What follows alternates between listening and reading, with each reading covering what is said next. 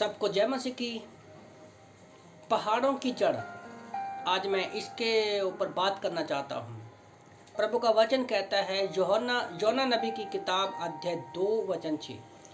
योना नबी की किताब अध्याय 2 चैप्टर 2 वर्स 6 में प्रभु का वचन कहता है, मैं पहाड़ों की जड़ तक पहुँच गया, मैं सदा के लिए भूमि में बंद हो गया, तो भी मेरे परमेश्वर तूने मुझे मेरे प्राणों को गड्ढे से उठाया। रेली में अगर आप इस वचन के एक एक शब्द को ध्यान से पढ़ोगे तो आपको बहुत सारी चीज़ें मिलेंगी, जैसे मैं, पहाड़, जड़, पहुंचना, भूमि में बंद होना, है ना। फिर भी परमेश्वर ने हमें उठाया, गड्ढा, कितनी चीज़ें हैं इस एक वचन में।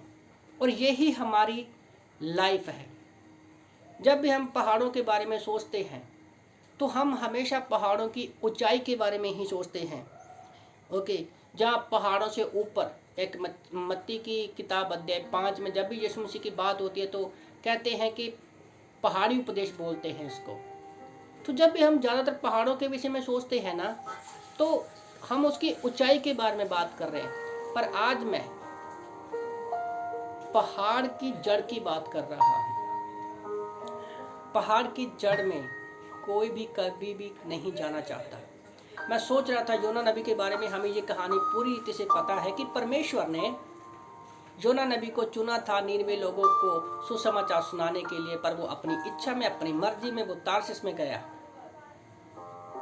पर फिर परमेश्वर ने उसको समुद्र में एक बड़ी मछली के पेट में चला गया वो, तो यहाँ पर वो जमीन में बंद हो गया, पेट में बंद हो गया। मैंने इसके ऊपर प्रीच किया था कुछ दिन पहले कि वो गहराई में चला गया। वहाँ से उसने परमेश्वर को पुकारा और परमेश्वर ने वहाँ पर उठाया। याद रखो, जब हम शैतान की बातों में चलते हैं, जब अपनी इच्छा में चलते हैं, तो हम ऐसे ही गहराई में चले जाते हैं। यहाँ पर हमें सिर्फ और सिर्फ और कोई नहीं, सिर्फ और सिर्फ परमेश्वर हमें निकाल सकता है। पर हमारा ध्यान कहाँ रहता है? सिर्फ और सिर्फ ऊंचाई के बारे में सोचते हैं। ऊंचा ऊंचा ऊंचा ऊंचा, मैं के बारे में सोचते हैं। हम ज़्यादातर वचनों में भी पढ़ते हैं कि मैं अपनी आंखें पहाड़ों की ओर लगाऊंगा। भजन संहिता 121 का 1, साम 121 का 1। फिर हम एक वचन और पढ़ते हैं, आशा में सहायता की उम्मीद रखते हैं। आशा की सहायता की उम्मीद रखते हैं हम लोग भजन संहिता 121 का बी पार्ट में, 1 का बी पार्ट में। रेली में हमारा परमेश्वर जब यीशु मसीह इस धरती पर आए, मारे गए, गाड़े गए और तीसरे दिन मुर्दों में से जिंदा हो गए, तो वो ऊपर उठा लिए गए। हमें स्वर्गीय वस्तु पर ध्यान लगाना है कुलोसियों 3:1 के अनुसार। पर याद रखो, हमें जैसे पहाड़ों की जड़ होती है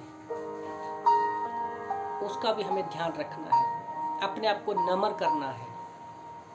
जिस पहाड़ की जड़ें जितनी गहराई में होती है उतना ही वो मजबूत होता है। मैं जब बाइबल कॉलेज में आया, मेरी एक सीनियर फ्रेंड ने कहा था, जसपाल, अगर तुम पहाड़ी की ऊंचाई तक जाना चाहते हो ना, तो पहाड़ के जड़ में जाओ, पहाड़ की गहराई में जाओ, तब ही आप ऊपर जाओ।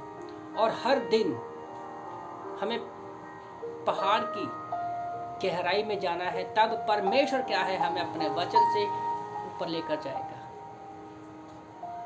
तो आप लोगों को मैं उत्साहित करना चाहता हूँ कि हमारा परमेश्वर पहाड़ों से भी ऊंचा परमेश्वर है।